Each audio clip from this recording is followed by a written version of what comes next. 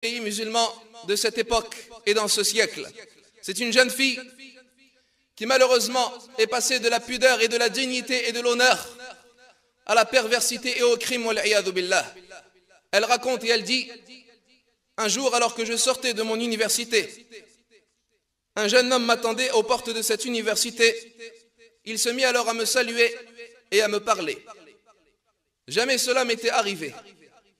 Jamais cela ne m'était arrivé. Elle dit: je partis alors, pressant le pas pour rentrer chez moi, et c'est alors qu'il se mettait à me suivre. Et il se mit à me parler en m'appelant avec une voix basse et en me disant: Ya Jamila, ô toi la belle, ô toi la fille séduisante, ô toi la fille charmante. Elle dit: j'ai pressé alors le pas et mon cœur se mit à battre jusqu'à ce que j'arrivais au pas de ma maison, et je rentrai alors et m'enfermai chez moi. Elle dit: la nuit qui suit alors, je n'ai pas trouvé le sommeil et je n'ai pas dormi de la nuit, repensant alors à cette scène qui me frappa et me choqua, car cela ne m'était jamais arrivé. Elle dit: le lendemain, alors que je retournais à l'université, lorsque je suis sorti, je me suis retrouvé dans la même situation, en face de ce même jeune qui m'appelait encore et m'a suivi encore, et la scène se répéta alors. Puis elle dit: et un jour, il déposa une lettre devant ma porte. J'ai hésité alors à prendre la lettre, puis je l'ai prise alors que mes mains tremblaient. Je l'ai prise alors, et je suis monté et je me suis enfermé dans ma chambre.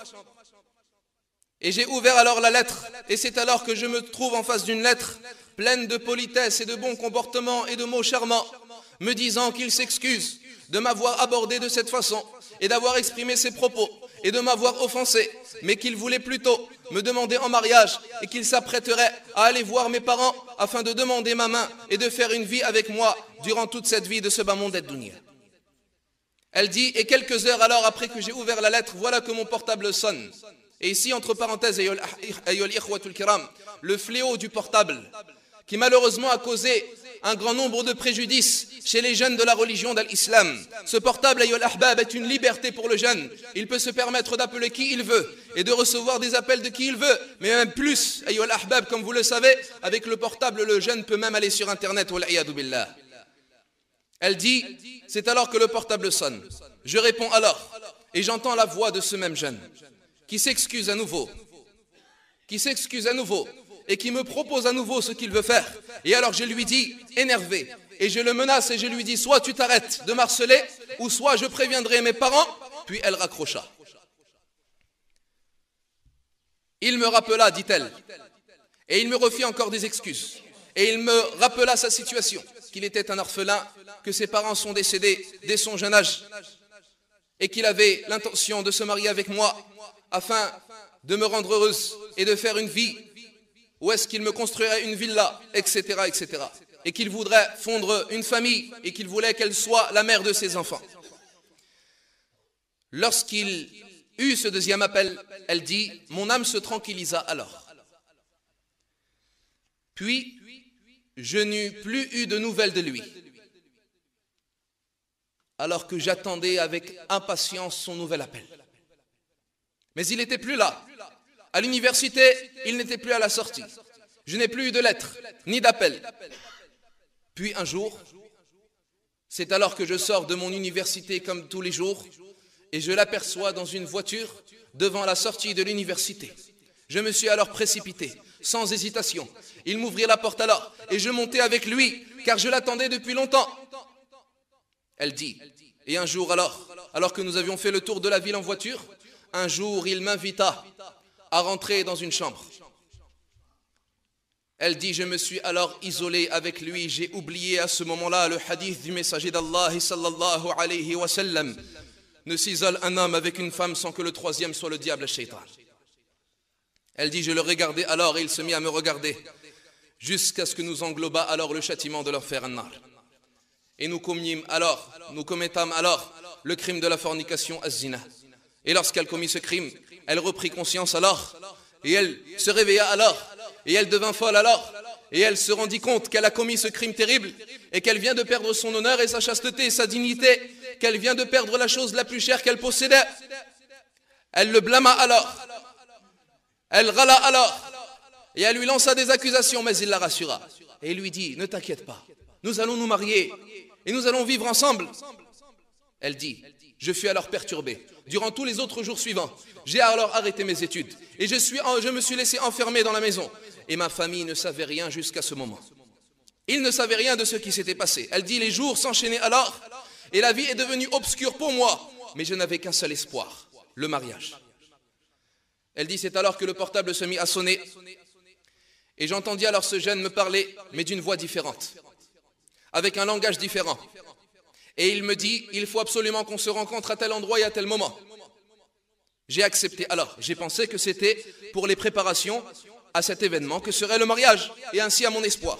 Je le rencontrai alors, dans la voiture. Et c'est alors que son regard avait changé. Et sa parole avait changé. Et il était devenu dur, et sévère et strict. Et la première chose qu'il me dit lorsqu'il prit la parole, ne pense surtout pas au mariage. Elle dit, je l'ai alors giflé et je lui ai dit, tu es certes un mauvais homme, un homme vil, un homme qui ne vaut rien, et je me suis mis à pleurer. Mais il me prit la main et il sortit avec son autre main de sa poche une cassette vidéo. Et il dit, avec ceci, je vais mettre fin à ta vie. Et alors elle lui dit, qu'est-ce qu'il se trouve dans cette cassette vidéo? Il dit, monte avec moi dans la chambre. Ils montèrent alors et il lui montra ce qu'il y avait dans la cassette vidéo. Voilà qu'il avait filmé toute la scène qu'il avait passée avec lui lorsqu'ils ont commis la fornication az-zina. Elle perdit la raison alors et elle devint folle. Et il lui dit, alors si tu ne te soumets pas à mes demandes à partir d'aujourd'hui, je répands la cassette. Et à ce moment-là, elle considéra que c'était une affaire de famille. Ce n'était même plus elle qui était dans le problème, mais toute la famille et tout l'honneur de cette famille. Elle raconte et elle dit, il se mit alors à s'amuser avec elle, wal-iyadu billah, et à la faire tourner entre tous les hommes al-rijal, afin qu'ils récupèrent de l'argent, et en la menaçant de répandre cette cassette dans la famille et dans le quartier. Et le pire, ayol ahbab, c'est que cette cassette s'est répandue. Et elle est tombée dans les mains de sa cousine, qui aperçut sa cousine alors dans cette situation et qui en fut choquée, jusqu'à ce que le bruit arriva jusqu'à son père et ses frères et sœurs et sa pauvre mère. Elle dit, je suis resté alors me cachant des regards des gens, ayant honte, la honte de toute sa famille. Elle dit, j'ai eu honte pour toute la famille, et toute la famille était prise alors par la honte. Elle dit, jusqu'à un jour où cet homme-là rentra alors auprès de moi, dans ma maison, bourré et ivre, ayant bu de l'alcool. Et à ce moment-là, elle dit, je me dis alors que c'était l'occasion. Je rentrai dans la cuisine et je me munis d'un couteau et je le poignardai de plusieurs coups et je mis fin à sa vie. Et ces derniers jours, ayyul ikhwatul kiram, furent en prison. Et à ce moment même, ayyul ahbab, elle est encore en prison et c'est de cette prison qu'elle a fait ce récit. Tels sont les résultats de la fornication az-zina, ayyul ikhwatul kiram. Wallahi, az-zina est un crime dans la communauté d'Al-Ummah. Et nous lançons alors cet appel aux femmes musulmanes et aux filles musulmanes et aux sœurs musulmanes et aux mères musulmanes de prendre les moyens et de se méfier de tous les chemins et de toutes les voies qui mènent vers ce crime terrible et de ne pas les prendre à la légère. Beaucoup de gens de nos jours on entend, oui mais moi j'ai une bonne intention, moi je peux parler, moi je peux m'isoler, moi je n'ai pas peur, moi je sais ce que je fais. Non et wallah, si Allah Jalla wa Ala te l'a interdit, c'est qu'Allah en connaît les conséquences et c'est qu'Allah Jalla wa Ala t'a éprouvé et le voir est-ce que tu vas le suivre et est-ce que tu vas te soumettre et est-ce que tu vas se rabaisser à ses ordres. Mais le résultat, lorsque l'on ne suit pas ses ordres, le résultat, lorsque l'on ne suit pas les hadiths du messager d'Allah sallallahu alayhi wa sallam, tels sont les résultats. C'est la punition d'Allah Jalla wa Ala dans la vie de ce bas monde ad-dunya avant l'au-delà al-akhirah. فَلْيَحْذَرِ الَّذِينَ يُخَالِفُونَ عَنْ أَمْرِهِ أَنْ تُصِيبَهُمْ فِتْنَةٌ أَوْ يُصِيبَهُمْ عَذَابٌ أَلِيمٌ. Que se méfient ceux qui contredisent à l'ordre du prophète alayhi salatu wassalam, que ne leur touche une tentation ou que ne les atteigne un châtiment douloureux. Ayyuhal ikhwatul kiram, méfiez-vous de ces péchés qui ramènent la honte dans la famille al-usra et la colère d'Allah Jalla wa Ala et son châtiment dans la vie de ce bas monde ad-dunya et dans l'au-delà al-akhirah. As'alullah Jalla wa Ala.